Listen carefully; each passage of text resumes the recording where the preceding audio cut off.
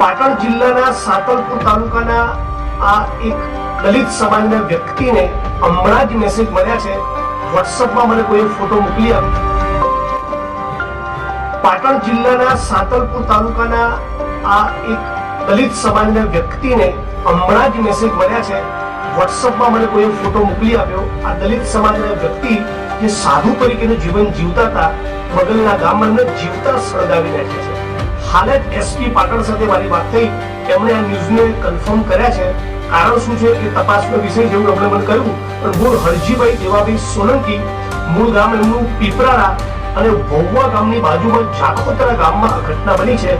વહુવા ગામમાં તેઓ સાધુ તરીકે જીવન જીવતા હતા અને એમનો જે મૃતદેહ મળી આવ્યો છે એમાં મહિલાના કપડા પહેરાવ્યા હતા, પગમાં ઝાંઝર પહેરાવી છે. એટલે બહુ રહસ્યમય સંજોગોમાં આ દલિત સમાજના 61 વર્ષના વડીલનું ખૂન કરવામાં આવ્યું છે. હું પાટણ અને સમગ્ર ગુજરાતના દલિત સમાજના લોકોને અપીલ કરું છું. હવે 2-3 દિવસ હું આઉટ ઓફ ગુજરાત છું, પણ બધા જ લોકો આ મુદ્દે એક આંદોલનનો રસ્તો અખ્તિયાર કરે. જ્યાં સુધી તમામ આરોપીની ધરપકડ ન થાય ત્યાં સુધી આ મુદ્દે આપણે લડવું જોઈએ, સંઘર્ષ કરવો જોઈએ. અમરેલીની ઘટના હમણાં તાજી બની છે, એના પછી વિરમગામમાં એક ઘટના બની. સુરેન્દ્રનગરમાં દલિત સમાજના એક વ્યક્તિ પર હુમલો થયો અને આ 61 વર્ષના 18 વર્ષના દલિત સમાજના વ્યક્તિને જીવતા સળગાવી દેવામાં આવે. આ તમે દ્રશ્ય જોઈ શકો છો. આટલી ભયંકર ઘટનાઓ આ ગુજરાતમાં બની રહી છે.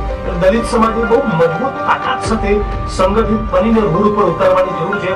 આ ભારતીય જનતા પાર્ટીના શાસનમાં દલિતોનું અપમાન કરવું, દલિતોનો સામાયિક બહિષ્કાર કરવો, એમને પોલીસ રક્ષણમાં જીવવું પડે, ભયમાં જીવવું પડે, એમના મર્ડર થઈ જાય અને જીવતા સળગાવી નાખવા સુધીની ઘટના બને, એક માણસને જીવતો ગુંજી દેવામાં આવે. આ કેટલી ભયંકર ઘટના છે. અને પછી આ ઘટના પર ઢાંક પીછોડો કરવા માટે મહિલાના કપડા પહેરાવી, એમના પગમાં ઝાંઝર પહેરાવીને આ લાશને રજળતી મૂકી.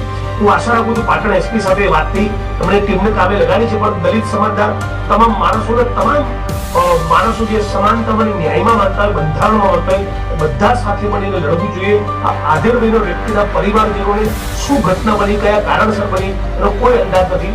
હમણાં જ મારી પર એક અજાણ્યા નંબર પરથી ફોન આવ્યો, તમને મને ઘટનાની વાત કરી અને હાલ પાટણ એસપી સાથે વાત કરી છે. પણ ગુજરાત દલિતો માટે દિન પ્રતિદિન કેટલું ભયંકર રીતે અસુરક્ષિત બની રહ્યું છે એનો એક ભરવો દાખલો છે.